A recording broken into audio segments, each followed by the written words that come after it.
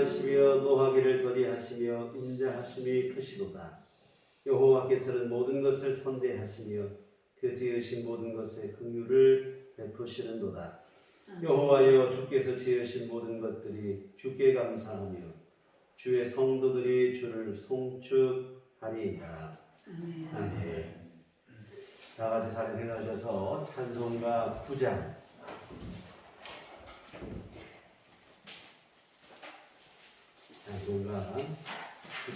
함께 찬송하시겠습니다.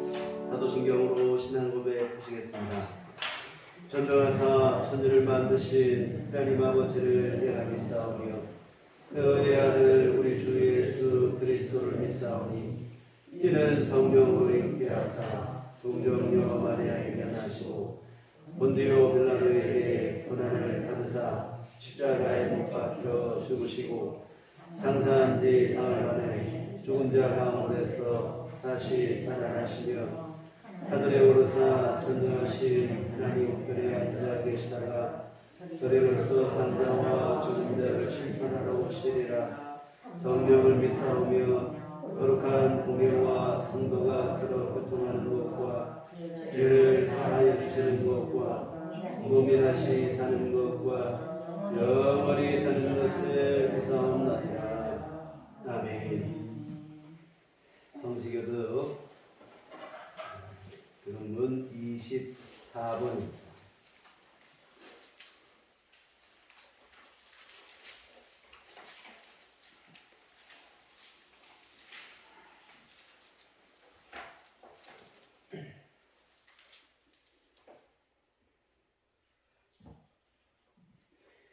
하나님은 우리의 피난처시요 힘이시니 그러므로 땅이 변하든지 산이 흔들려 바다 가운데 빠지든지 바닷물이 솟아나고 뛰놀든지 그것이 정치로 산이 흔들릴지라도 우리는 두려워하지 아니하리라. 한 시내가 있었나니요 홀로 하나님의 성 곧 지존하신 이의 성소를 기쁘게 하도다. 하나님이 그 성중에 계시네 성이 흔들리지 아니하시라. 새벽에 하나님이 오시리라. 그가 땅 끝까지 전쟁을 쉬게 하시며 팔을 꺾고 저녁 끊으며 수레를 불사시리라. 이르시기를 너희는 가만히 있어 내가 하나님됨을 알지어다. 내가 문나라 앞에서 높임을 받으리라. 내가 세계에서 높임을 받으리라 하시더라. 만군의 여호와께서 우리와 함께 하시니 야곱의 하나님은 우리의 피난처시다. 아멘. 성경은 찬송가 1장입니다.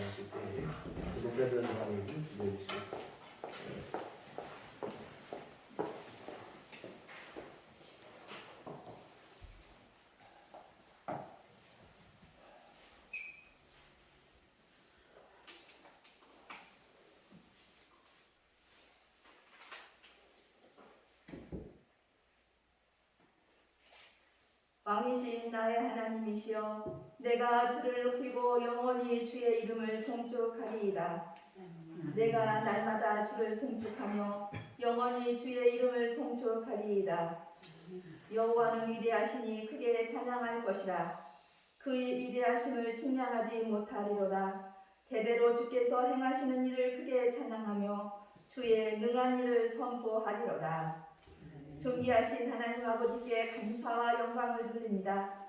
부활의 기쁨을 누리게 지켜주셨다가 이 복된 날 주님 앞에 나와 예배드리게 하심을 진심으로 감사드립니다. 주님께 드리는 예배가 기쁨과 감사가 넘치게 하여 주옵시고 영과 진리로 예배를 드리오니 주님 우리들의 예배를 기뻐 받아 주시옵소서.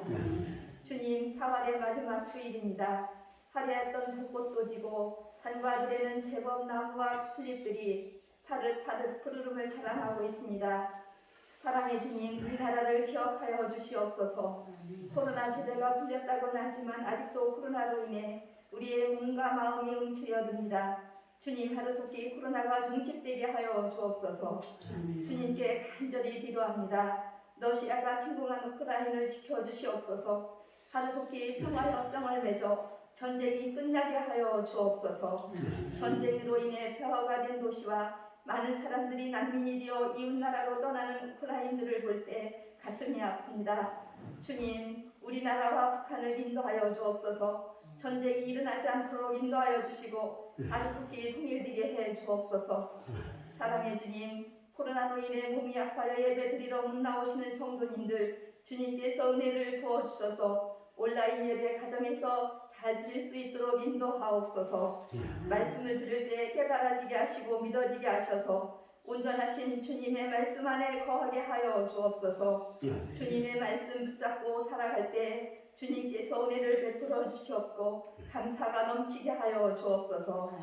주님, 우리들 교회를 위해 기도합니다. 주님의 피로 세우신 우리들 교회 늘 함께하여 주시니 감사합니다. 우리들 교회 모든 성도님들 함께하여 주시고 인도해 주시니 감사합니다. 주님, 성도님들 중에 몸이 아파 예배에 못 나오시는 성도님들 위로해 주시고 아픈 곳을 주님의 피 묻은 손으로 만져주셔서 깨끗하게 치료하여 주옵소서. 병중에 있는 성도님들 속히 완치되어 우리와 함께 예배드릴 수 있도록 은혜를 부어 주시옵소서. 성령으로 늘 충만하게 하여 주옵소서. 또한 마음에 근심이 있는 성도님이 계시면 주님께서 마음의 근심을 위로해 주시고 마음과 생각을 다스려 주셔서 평안을 누리게 하여 주옵소서. 주님, 코로나의 제재가 풀리게 하시고 날씨가 따스하여 전도하게 하시니 감사합니다. 주님, 우리의 힘만으로는 전도를 할 수가 없습니다. 성도님들 모두가 기도하게 하시고 협력하게 하시고 성령 충만함을 주셔서 주님께서 주시는 능력으로 전도하게 하여 주옵소서. 전도의 열매도 많이 맺게 하여 주옵시고 간절히 바라옵고 원합니다. 우리 교회 예배당 빈자리를 채워 주옵소서. 넘치도록 채워 주시옵소서. 주님의 뜻을 이루어가는 교회가 되게 하여 주시옵소서. 주님, 담임 목사님을 위해 기도합니다. 사랑의 주님 목사님, 날마다 성도님들을 위해 간절히 기도하시고 신방하시고 말씀 준비하실 때마다 지혜와 성령으로 충만하게 하여 주옵소서. 목사님 영육간에 강건함으로 함께하여 주시고 날마다 쓰임을 주사 피곤치 않게 하여 주옵소서. 목사님, 살아계신 하나님의 말씀을 들고 강단에서 말씀 준비하실 때마다 살아계신 하나님의 진리의 말씀이 살아 움직여서 우리들 삶에서 역사하여 주옵소서. 아버지 하나님, 우리의 삶이 주님의 말씀으로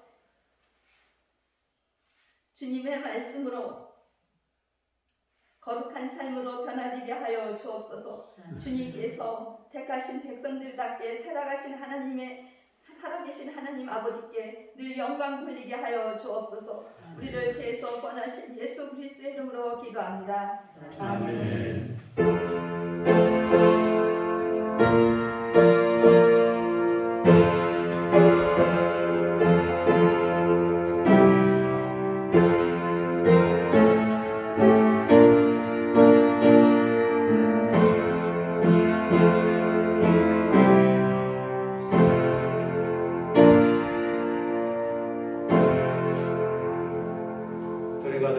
하시겠습니다.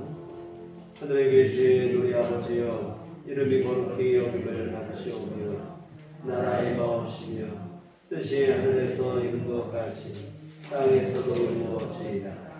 오늘날 우리에게 일용할 양식을 주옵시고 우리가 우리에게 죄진 자를 사하여 준 것 같이 우리의 죄를 사하여 주옵시고 우리를 시험에 들게 하지 마옵시고 다만 악에서 구하옵소서.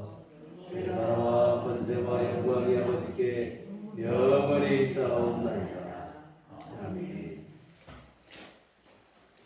이 시간 너희 주신 하나님 말씀은 신약성경 요한복음 14장 25절부터 27절까지 말씀 주시겠습니다.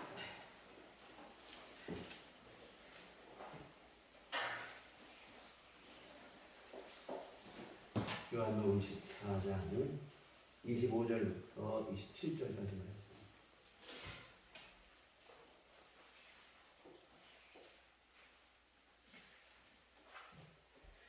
다 같이 한 목소리로 합독하시도록 하겠습니다. 내가 아직 너희와 함께 있어서 이 말을 너희에게 하였거니와 보혜사고 아버지께서 내 이름으로 보내실 성령 그가 너희에게 모든 것을 가르치고 내가 너희에게 말한 모든 것을 생각나게 하리라. 평안을 너희에게 끼치노니 곧 나의 평안을 너희에게 주노라. 내가 너희에게 주는 것은 세상이 주는 것과 같지 아니하니라. 너희는 마음에 근심하지도 말고 두려워하지도 말라. 아멘. 우리 주님의 은총과 평강이 교회 여러분과 늘 함께 하시기를 기원합니다. 지난 주일은 부활 주일이었습니다. 십자가에 달리신 주님께서 장사한 지 사흘 만에 다시 살아나셨습니다. 죄와 사망의 권세를 이기신 영광스러운 승리입니다. 그런데 안타까운 사실은 주님께서 부활하셨을 때에 주님의 부활을 기대하고 기다리고 또 부활하신 주님을 기쁨으로 맞이한 사람이 없었다고 하는 사실입니다. 주님은 십자가를 지시기 전에 다시 부활하실 것을 몇 차례 말씀하셨습니다만 어느 누구도 주님의 이 말씀을 귀담아 듣지 않았습니다. 주님이 십자가에 달리시자 제자들 모두 두려움에 떨며 숨어 있었을 따름입니다. 무명으로 기록된 2명의 제자는 실망한 채 고향 엠마오로 돌아가고 있었습니다. 도마는 주님의 부활 소식을 듣고도 믿지를 못했습니다. 주님의 손의 못자국을 내가 두 눈으로 직접 보고 내 손으로 그 못자국을 만져보고 옆구리에 창자국에 내 손가락을 넣어보기 전에는 못 믿겠다고 그랬어요. 이와 같은 제자들 모두 실망스러운 모습입니다. 그나마 이들보다 조금 더 낫다는 주님의 무덤을 찾은 여성들도 문제이기는 마찬가지입니다. 예수님의 장례가 안식일 관계로 급하게 진행되다 보니까 예수님의 시신에 향품을 제대로 바르지를 못했습니다. 향품은 시신이 부패할 때 나는 그 악취를 제거해주는 일종의 향수인데요. 향품을 바르지 못한 일이 못내 아쉬웠던 몇몇 여성들이 안식일이 지나자마자 새벽 일찍 주님의 시신에 향품을 바르겠다고 무덤을 찾았습니다. 꽁꽁 숨어서 지내기만 했던 제자들보다는 훨씬 더 용기도 있고 주님을 향한 사랑도 남다른 행동입니다. 그러나 부활신앙의 관점에서 보면 이 여성들도 믿음이 없기는 왜 한 가지입니다. 다시 살아날 것이라고 하신 예수님의 말씀을 귀담아 들었다면 무덤을 찾으면 안 되죠. 부활하신 주님을 만나러 갈릴리로 갔어야 됩니다. 예수님은 평소 말씀하시기를 부활하신 후 내가 갈릴리로 가겠다고 하셨어요. 마태복음 26장 32절에 내가 살아난 후에 너희보다 먼저 갈릴리로 가리라. 주님의 이 말씀을 귀담아 듣고 믿었다면 무덤으로 갈 것이 아니라 부활하신 예수님 만나러 갈릴리로 갔어야 됩니다.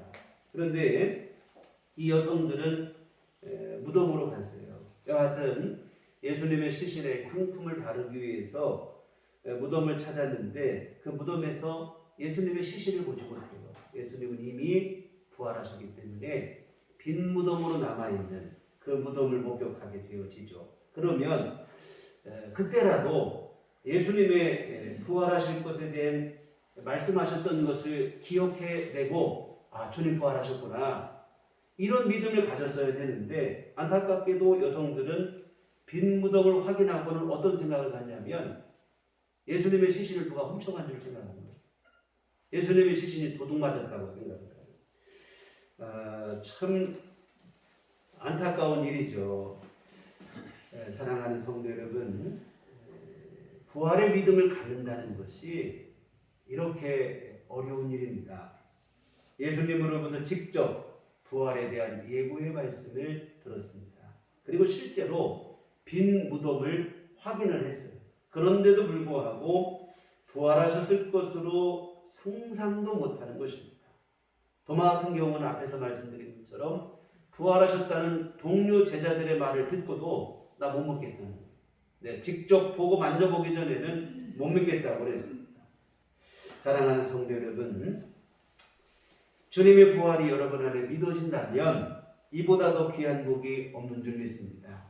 예수님께서는 보고 믿는 자보다 보지 않고 믿는 자가 더 복이 있다고 말씀을 하셨습니다.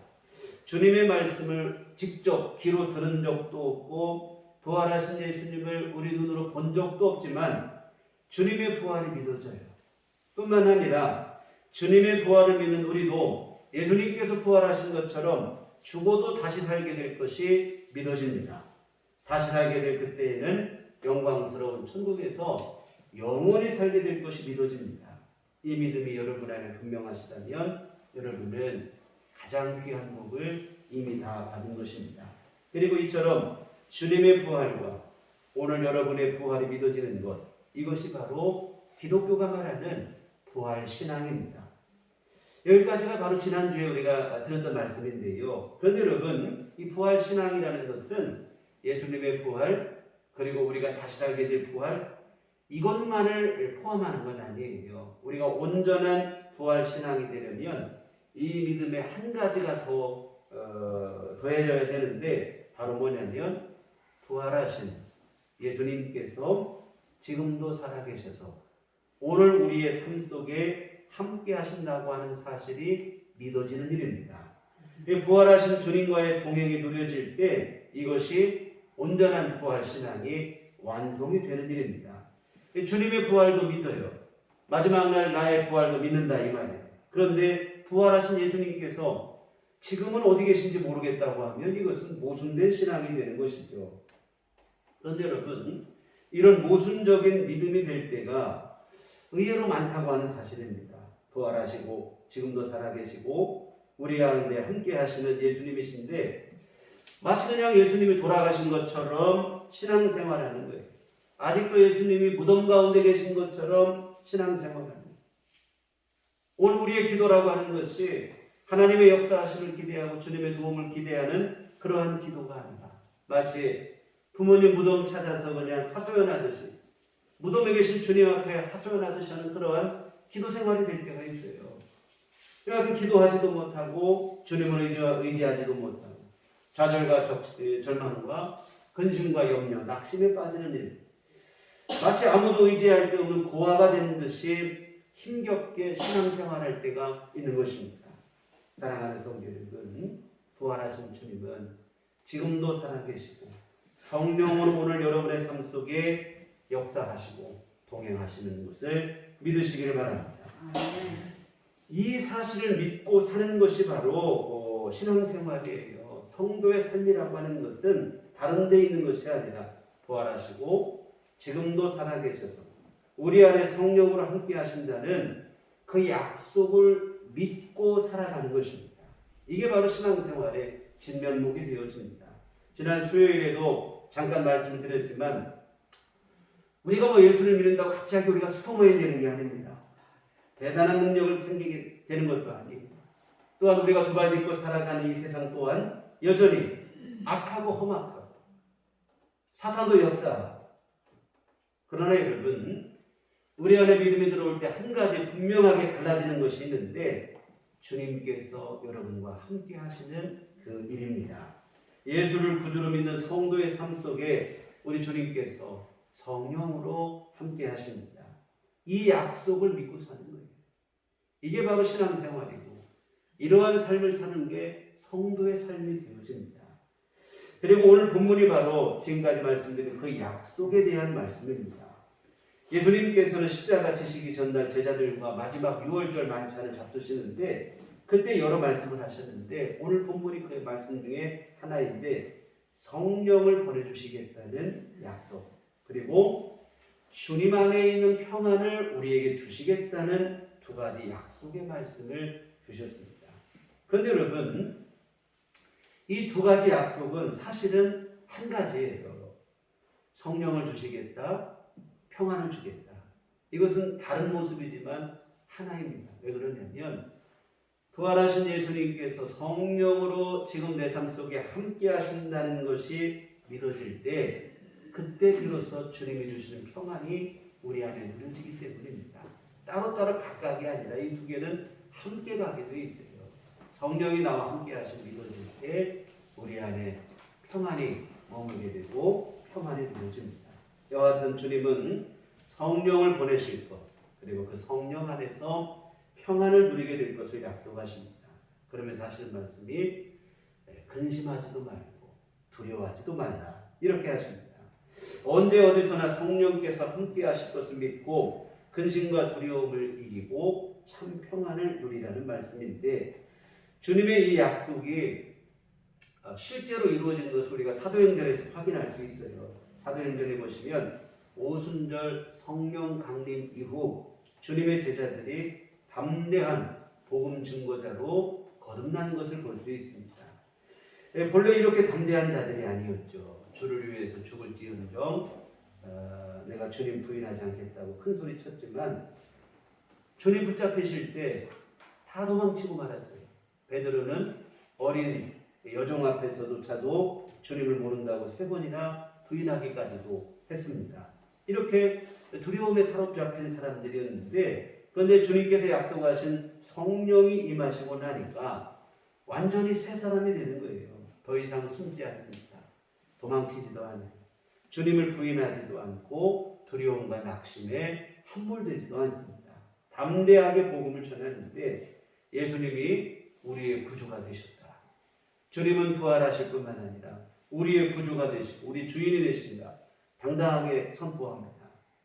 그래서 성령을 보내주실 것이고 그 성령 안에서 평안을 누리게 될 것이라는 주님의 약속이 그대로 성취가 된 거예요. 두려움과 염려 없이 당당합니다. 이 사내들인 공회로부터 더 이상 예수의 이름으로 말하지도 말고 가르치지도 말라 협박을 받았지만 베드로와 요한은 오히려 우리는 보고 들은 것을 말하지 아니할 수 없다며 더 담대하게 복음을 전하고 그럽니다. 사도행전 후반부에 보면 베드로 사도께서 한때는 헤롯 왕에 의해서 감옥에 갇히기도 했는데 그 감옥 안에서도 평강을 누립니다. 두려움과 염려가 아니라 평안을 누려요. 평안하게 잠을 자는 거예요. 그냥 두려움에 지쳐서 어떻게 하다 선잠이 든 게 아니라 아주 숙면을 취하고 있어요. 얼마나 곤히 잠들었는지 베드로를 구하러 감옥에 간 천사가 옆구리를 쳐서 깨워야 할 정도로 깊은 잠을 자고 있어요. 근데 여러분 이때 이것이 단순히 감옥에 갇힌 정도가 아니었어요. 헤로드 왕은 이미 예수님의 제자 야고보를 죽였습니다. 야고보를 죽이고 나니까 백성들이 좋아하는 거예요. 헤롯이 그러면 야고보만 죽일 게 아니라 주님의 제자 중에 수제자인 베드로까지 죽이면 더 민심이 좋아지겠다. 이런 생각으로 그런 생각으로 베드로를 잡아들인 거예요. 그러면 이것은 살아서 나갈 수 있는 감옥이 아닙니다. 꼼짝없이 죽게 되는 감옥이에요. 그런데도 불구하고 베드로가 두렵지 않습니다. 마치 그냥 자기 집 안방에서 잠을 자듯이 평안히 잠을 자는 거예요.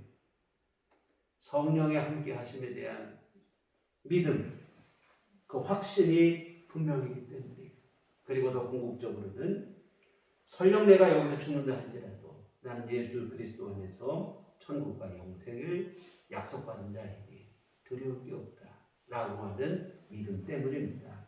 사랑하는 성도 여러분, 주님은 우리를 고아처럼 버려두지 않으시겠다고 하셨어요. 오늘 본문 전에 있는 18절에 보면 내가 너희를 고아처럼 버려두지 아니하고 너희에게로 오리라. 고아처럼 버려두지 않고 반드시 우리에게 오셔서 함께 하시겠다는 약속인데 바로 성령으로 우리 안에 함께 하실 것에 대한 약속의 말씀입니다.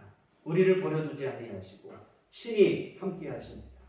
언제나 어디서나 우리와 동행하십니다. 이 약속을 믿으시기를 주의 이름으로 부탁을 드립니다. 우리가 광고 시간마다 주님만 바라봅시다. 이렇게 인사를 함께 하는데요. 바로 이 의미예요.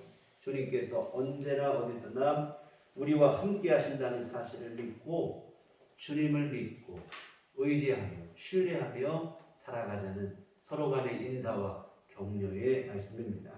여러분, 우리가 살다 보면 나 혼자 버려진 것 같은 때가 있습니다. 특히 나이가 들고 스스로 자신을 책임져야 되고 또 책임져야 될 사람들이 또한 일들이 늘어나기 시작합니다. 그러다 보면 이러한 생각이 점점 더 강해지는 나 혼자 어찌하나 이런 생각들이 어릴 때는 비빌 언덕이라도 있었는데 이제는 그런 것도 없어요. 그러다 보니까 때로는 막막할 때가 있어요. 주변을 아무리 돌아봐도 손 내밀 곳이 없고 철저히 혼자 고립된 것 같은 사면 초가의 상황에 놓일 때가 있죠. 그러나 여러분 그때 여러분이 기억해야 될 게 바로 뭐냐면 성령으로 우리 안에 함께 하시겠다고 하시면 평안을 주시겠다고 하시는 주님의 약속의 말씀입니다. 부활하신 예수님께서 지금도 살아계셔서 성령으로 여러분과 함께 하신다는 사실을 믿고 주님을 신뢰하시기를 부탁을 드립니다. 절대로 나 혼자가 아니에요. 주님께서 친히 우리와 함께 하십니다. 히브리서 13장 5절 하반절 말씀처럼 그가 친히 말씀하시기를 내가 결코 너희를 버리지 아니하고 너희를 떠나지 아니하리라 하셨느니라. 이 약속의 말씀을 믿으시고 이어지는 히브리서 13장 6절의 말씀이 오늘 저와 여러분의 고백이 되기를 소원합니다. 그러므로 우리가 담대히 말하되 주는 나를 돕는 이시니 내가 무서워하지 아니하겠노라. 사람이 내게 어찌하리요 하노라. 우리와 함께 하시며 도우시는 주님으로 인해 담대하고 두려워하지도 말고 염려하지도 말았으면 좋겠습니다. 나는 비록 약하고 부족하지만 나와 함께 하시는 주님은 완전하시고 선하시고 의로우시고 전능하시니 주님으로 인해 담대할 수 있어야 됩니다. 바울 사도께서는 만일 하나님이 우리를 위하시면 누가 우리를 대적하리요 고백을 했는데 이와 같은 당당함이 오늘 여러분 안에 있기를 주님의 이름으로 부탁을 드립니다. 아람 군대가 엘리사를 잡기 위해서 온 성을 둘러치는 친일이 있었습니다. 아람 왕이 아무리 이스라엘을 공격해도 도무지 이길 수 없게 되고 어찌된 일인가 싶었더니 신하가 하는 말이 뭐냐면 이스라엘에 엘리사라는 선지자가 있는데 왕께서 침실에서 말하는 것 가지고 알고 이스라엘 왕에게 고해 바쳐서 거기를 방비를 하고 방어를 하고 있으니 우리가 어떻게 이길 수 있겠느냐. 그러자 아람 왕이 생각할 때 이스라엘을 공격하는 게 문제가 아니다. 엘리사를 먼저 잡는 게 문제겠구나 생각하고 엘리사가 살고 있는 성읍에 군대를 보내서 성읍을 완전히 포위해버리고 엘리사의 사환이 아침에 눈을 떠보니까 사방의 적들로 완전히 포위되어 있어요. 이제 곧 죽게 되겠구나. 두려움이 있습니다. 적들에게 완전히 포위되어 꼼짝없이 죽게 되었다고. 그러자 엘리사가 무슨 얘기를 하냐면 열왕기하 6장 16절 17절에 대답하되 두려워하지 말라. 우리와 함께하는 자가 그들과 함께한 자보다 많으니라 하고 기도하이르되 여호와여 원하건대 그의 눈을 열어서 보게 하옵소서 하니 여호와께서 그 청년의 눈을 여심해 그가 보니 불말과 불병거가 산에 가득하여 엘리사를 둘렀더라. 이 적군에게 포위되어 죽는 줄 알았더니 도와줄 사람이 아무도 없는 줄 알았더니 믿음의 눈이 열려서 보게 보니까 그렇지 않은 거예요. 하나님께서 천군과 천사를 보내시어 더 큰 힘으로 더 많은 군대로 그들을 지키시고 보호하셨다 이 말입니다. 그러나 여러분 문제는 뭐냐면 그 사실을 볼 수 있는 믿음의 눈이 열리지 않으면 아무리 하나님이 함께 하셔도 두려움 속에 빠져 지낼 수밖에 없다 이 말입니다. 여러분 하나님이 아무리 우리와 함께 하시고 예수님께서 부활하시고 살아계신 성령으로 함께 하셔도 그 사실이 우리 안에 믿어지지 않고 믿음의 눈이 열리지 않으면 우리는 늘 두려운 일입니다. 여전히 두려움과 낙심 가운데 빠져 지내게 되죠. 오늘 본문에서 주님께서 약속하신 주님이 주시는 평안이 우리 안에서 누려질 수 없다고 하는 사실입니다. 사랑하는 성도 여러분, 근심과 염려가 찾아오고 절망과 낙심이 찾아올 때 여러분 기도하시기를 주님께서 우리 안에 믿음의 눈을 열어주시기를 기도하시기를 바랍니다. 성령께서 친히 함께 하신다는 그 약속이 믿어지게 해주시기를 믿어지게 해달라고 함께 하시는 주님으로 인해 평안을 누릴 수 있게 해달라고 주님 앞에 기도하시기 바랍니다. 믿음의 눈이 열려야 돼요. 육신의 눈만 밝아지면 우리 앞에 닥친 문제, 어려움 이것만 보이는 거예요. 여러분 그게 아니라 믿음의 눈이 밝아져야 됩니다. 육신의 눈만 밝으면 매일 근심되고 죽을 일만 쌓이는 거예요. 믿음의 눈이 열려야 주님이 주시는 평안이 우리 심령 안에 자리 잡게 되어질 것입니다. 근심하지도 않고 두려워하지도 않는 참 평안이 오늘 여러분의 것이 되어질 줄 믿습니다. 주님이 주시는 참 평안을 누리시는 우리들께 온 교우들 되시기를 주의 이름으로 부탁을 드립니다. 주님이 주시는 평안, 주님이 주시는 평안은 뭔가 하면 다른 게 아니고 주님의 함께하심에 대한 믿음에서 비롯한 평안입니다. 단지 그냥 아무 문제 없어서 평안하다, 이것을 말하는 게 아닙니다. 오늘 27절을 다시 한번 보시겠습니다. 평안을 너희에게 끼치노니 곧 나의 평안을 너희에게 주노라. 내가 너희에게 주는 것은 세상이 주는 것과 같지 아니하니라. 너희는 마음에 근심하지도 말고 두려워하지도 말라.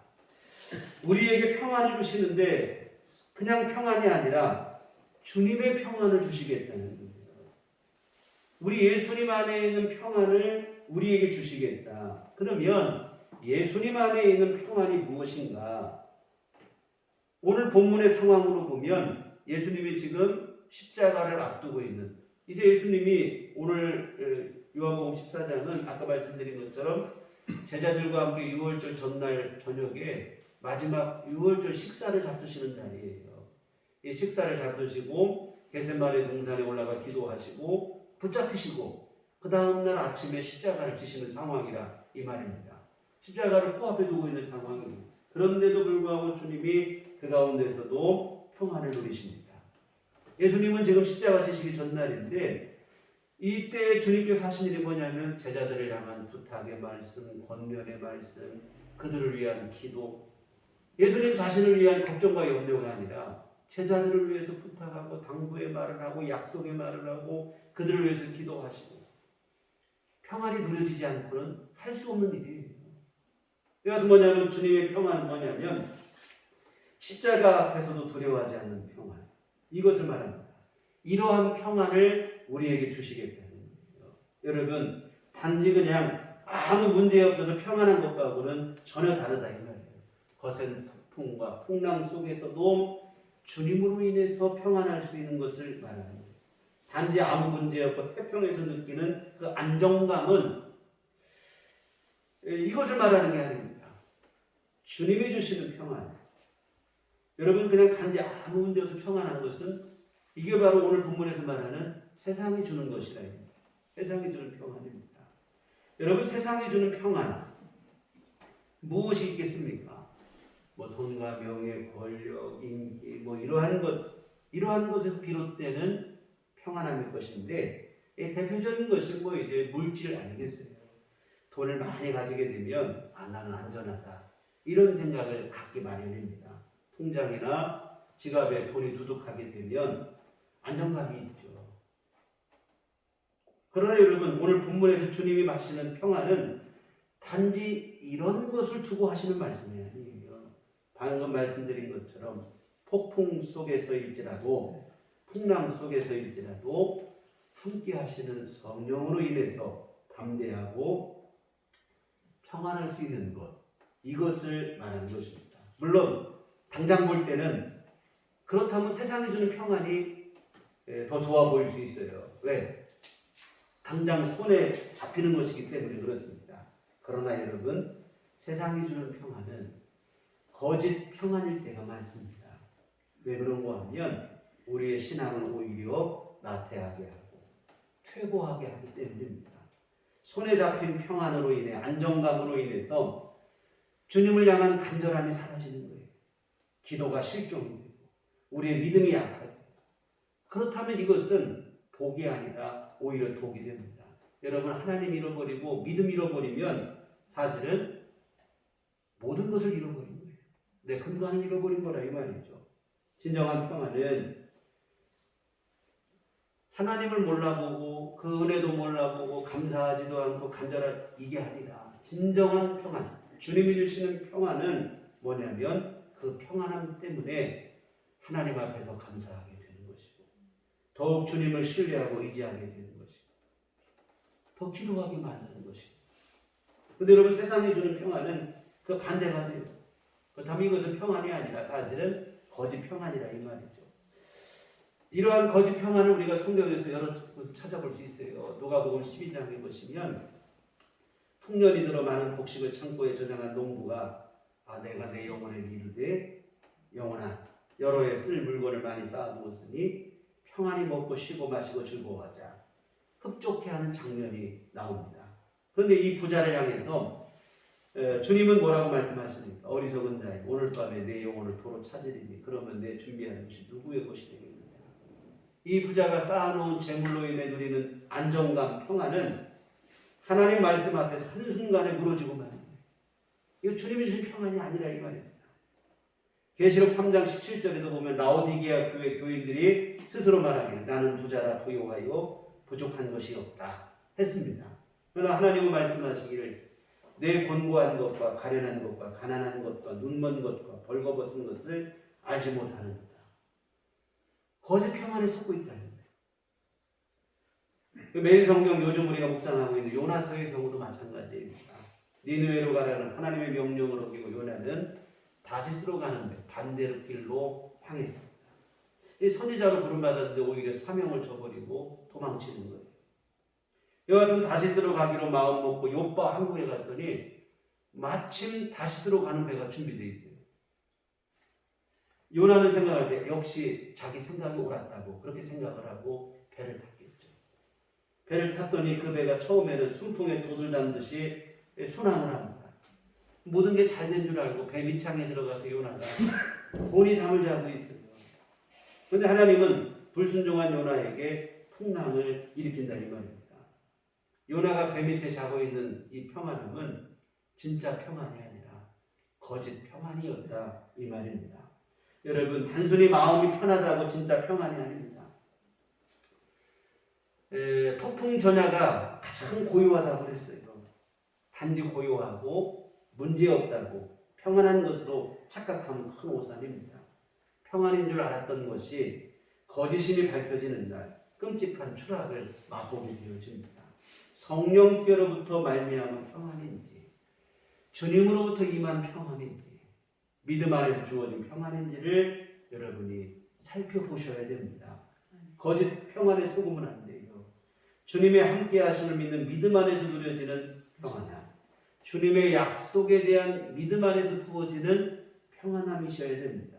단지 자식들 속 안 썩이고 가족들 모두 건강하고 경제적으로 문제없고 이러한 이유로 우리에게 드는 안정감 이런 것에 속으시면 안 돼요.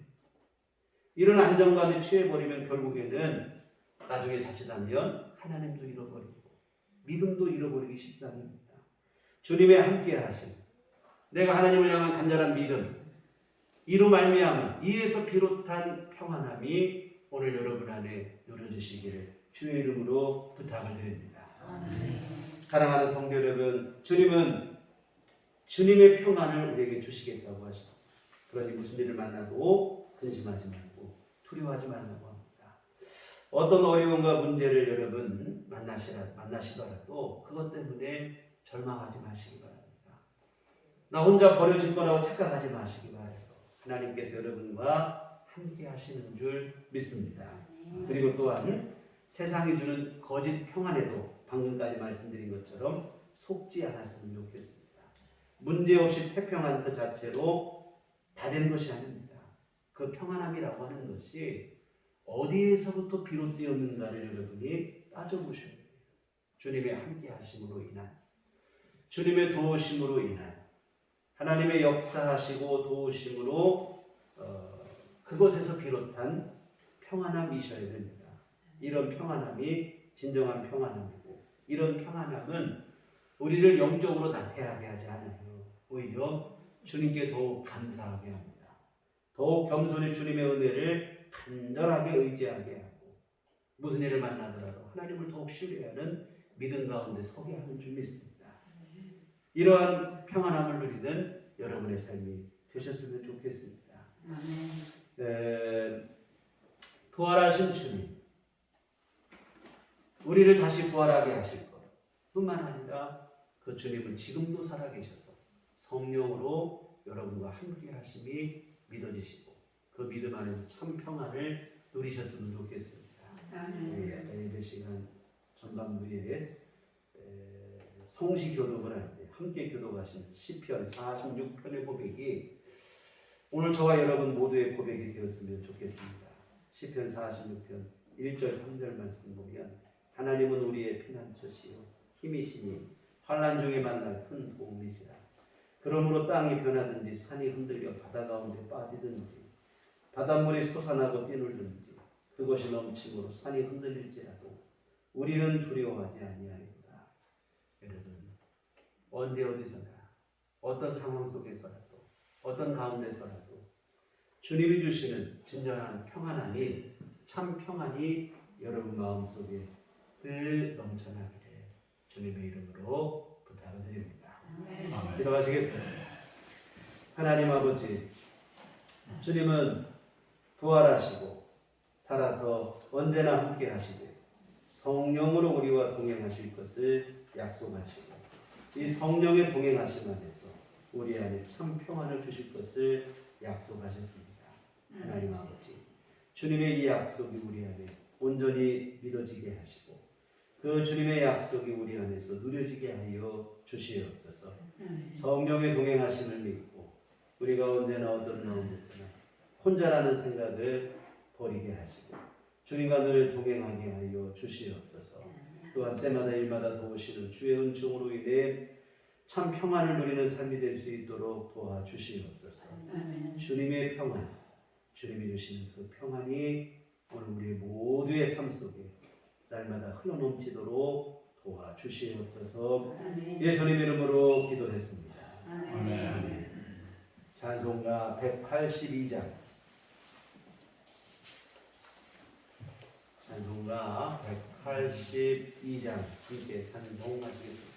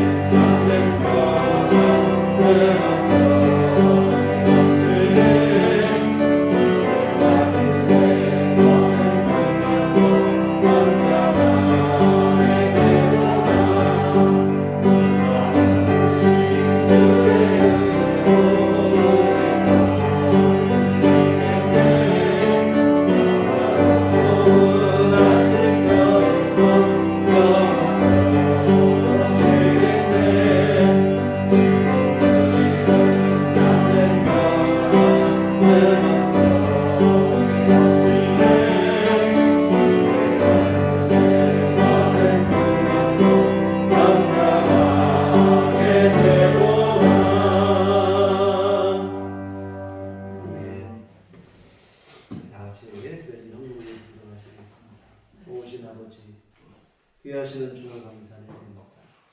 언제나 우리 가운데 함께 하시고 우리 삶을 지키시고 보호하시며 평안을 허락하심을 감사드립니다. 주님, 우준한 우리 가운데 성령을 함께 하시고 주의 말씀을 깨닫게 하시고 주의 약속을 우리 안에 늘 환기시켜 주시옵소서. 주님을 기억하게 하시고 믿음으로 살아가게 하시는 주를 감사를 드립니다. 하나님 귀하신 은혜 감사하며 주 앞에 이 헌금을 드립니다. 하나님 기뻐 받아 주시옵소서. 드려진 이 헌금 하나님의 선하신 역사와 뜻을 이루기에 부족함 없도록 복을 내려 주시옵소서. 또한 아버지 하나님 오늘 헌금을 드리고 몸과 마음과 시간과 정성을 바쳐 주님을 예배한 모든 심령들을 하나님께서 기쁨으로 맞아 주시옵소서. 한량없는 주의 은총을 베풀어 주시되 오늘 귀한 약속의 말씀처럼 성령의 동행하심 안에서 주님 안에 있는 평안이 누려지는 귀한 삶이 될 수 있도록 주께서 도와 주시옵소서. 어떤 가운데서라도 두려워하지 말게 하시고 염려하지 말게 하시고 하나님 우리의 참 평안을 누리는 삶을 누리기에 부족함이 없도록 하나님 도우시고 함께하여 주시옵소서. 내 주의 아버지 하나님을 도우시고 하나님 함께 하심 속에서 귀한 믿음의 역사를 이루어 살아가는 삶이 될 수 있도록 주께서 도와 주시옵소서. 또한 아버지 하나님 바라옵기는 오늘 우리 주 앞에 늘 구하고 바라는 기도마다 주님 들으시고 응답하여 주시면서 하나님의 선한 역사 이루기에 부족함 없도록 도와주시옵소서. 때를 따라 도우시는 주의 은총은 우리 삶이 주님 주시는 은혜로 충만할 수 있도록 주께서 도와주시옵소서. 아버지요 늘 하나님 주시는 참 평강이 누려지는 복된 삶들이 우리 모든 교우들 가정과 심령 안에 늘 넘쳐날 수 있도록 도와주시옵소서. 하나님 또 주 앞에 구하옵기는 주님께서 함께 하심으로 육신의 강건함도 허락하여 주시옵소서. 늘 우리에게 새 힘을 허락하여 주시어서 하루하루 우리 살아가는 일상의 생활 불편함 없게 하여 주시옵시고 우리가 감당해야 될 여러 가지 일들을 해나가는데 체력적으로 신체적으로 어려움이 없도록 우리 하나님께서 늘 힘을 주시옵시고 늘 하나님께서 건강함으로 붙들어 주시옵소서. 특별히 질병으로 고생하는 이들이 있다면 하나님 치료하여 주시고 모든 병만 이기고 건강함 누릴 수 있도록 하나님 함께하여 주시옵소서.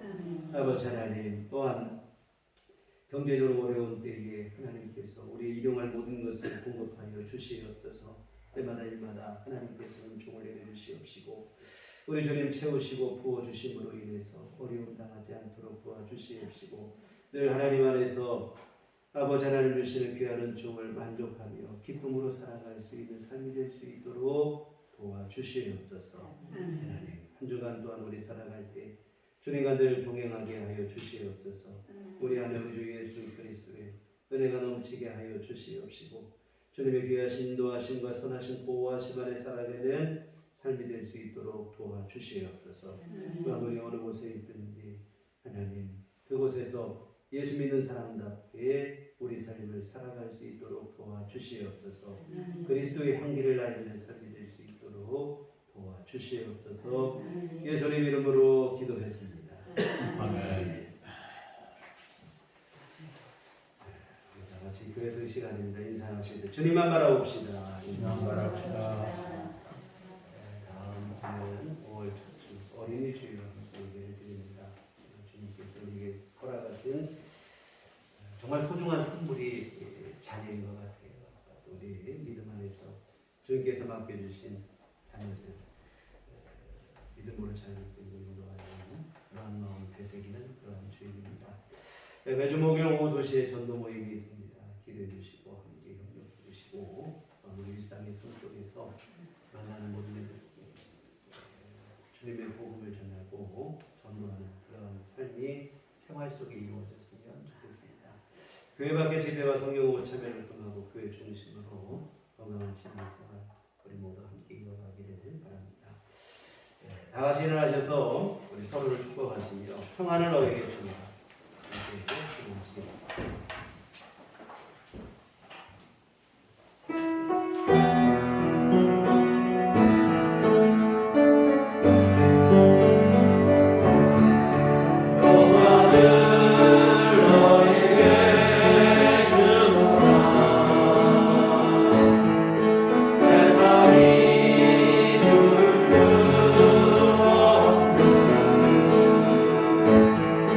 세상이